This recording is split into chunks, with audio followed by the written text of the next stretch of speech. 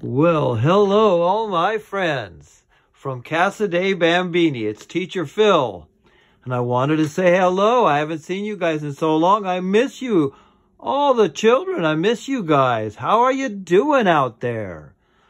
I'm doing pretty good. I've been playing a lot of music and staying home like I should. And I've been working on something for you birds. I made a nice storyboard. And I'll show you. There it is. And I even have a story to go with it. And the story is called, Do Fish Eat Pumpkin?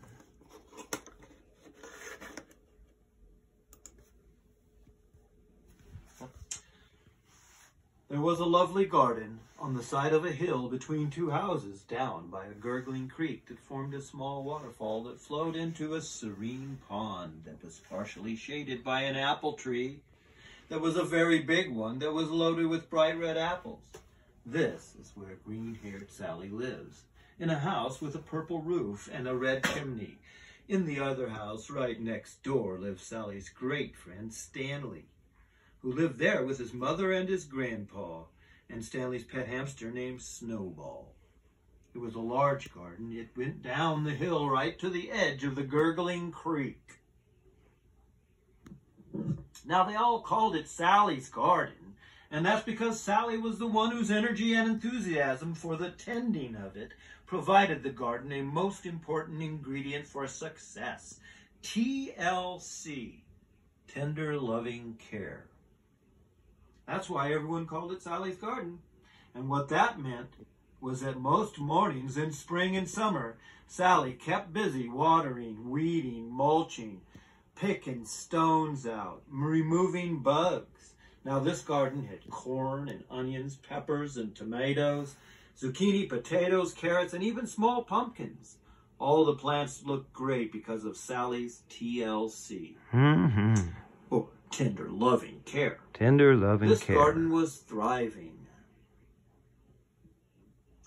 Now, when Sally came down the hill to check and see if the garden needed to be watered on this particular morning, this is what she saw out in the yard. She saw that the garden was a little dry, and she decided that after lunch today she'd pull the long hose down the hill and water the garden well. Looking across the creek, she saw that her sister Juliet had been swinging and apparently had just jumped off. Sally could tell this as she saw small clouds of dust for a second around her sister's ankles, and the swing was still swinging. She also saw the Frog Brothers were sitting calmly on their lily pad. And in the pond, she saw the pollywog, the snakefish, the catfish, and the two big goldfish with red spots. She also saw the turtle, who usually was hiding, digging in the mud at the edge of the pond where the cattails were growing. Looking around, she could also see that the three baby goldfish with red spots had swam up the small waterfall and were now swimming upstream. She marveled at that and thought, what strong swimmers those little guys are. She also saw the beautiful red-hot poker plants amongst the rocks.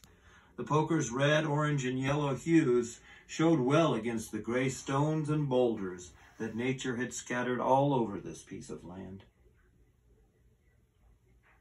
Up by the houses, she saw the pink naked lady flowers that grew around both houses. Ooh, then she noticed that there was Stanley, her friend, looking out the window, a little sadly. Perhaps because he could not come out to play because the day before yesterday he started having a sore throat. And when his mom took his temperature, it was too high.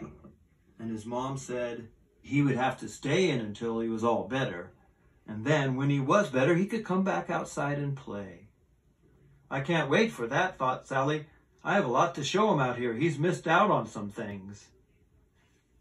Hey, Juliet, do you think this is a good day to pick some apples and have apple pie night tonight?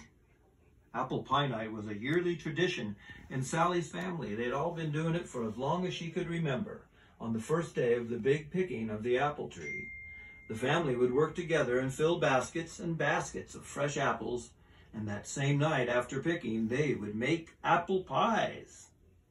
Well, Sally, said Juliet, those apples look mighty fine, and there are plenty, but I have to go to my violin lesson today after lunch. But maybe after that, we'll have to ask Mom about that. Okay, said Sally. I hope we have pie night soon. Well, after lunch, I have to water the garden. It's a dry day.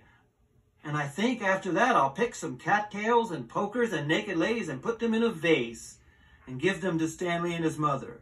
Stanley looks like he needs a little cheering up. Juliet said, Little sis, that sounds like a good idea. And then when I get back from my violin lesson, we'll see about those apples. Just then they heard the big brass gong ring out from the kitchen. Bong, bong, bong. Oh. Yes, and they knew it was time to go in for lunch. There's one thing I wondered about though, Juliet. Why are those little fish swimming upstream so intently? Ha ha ha ha.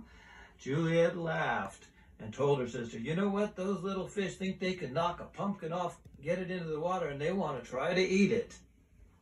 What? Said Sally. Can fish eat pumpkin? Juliet laughed again and said, I don't think so. Sally, I think they just want to try. With that, they raced up the hill.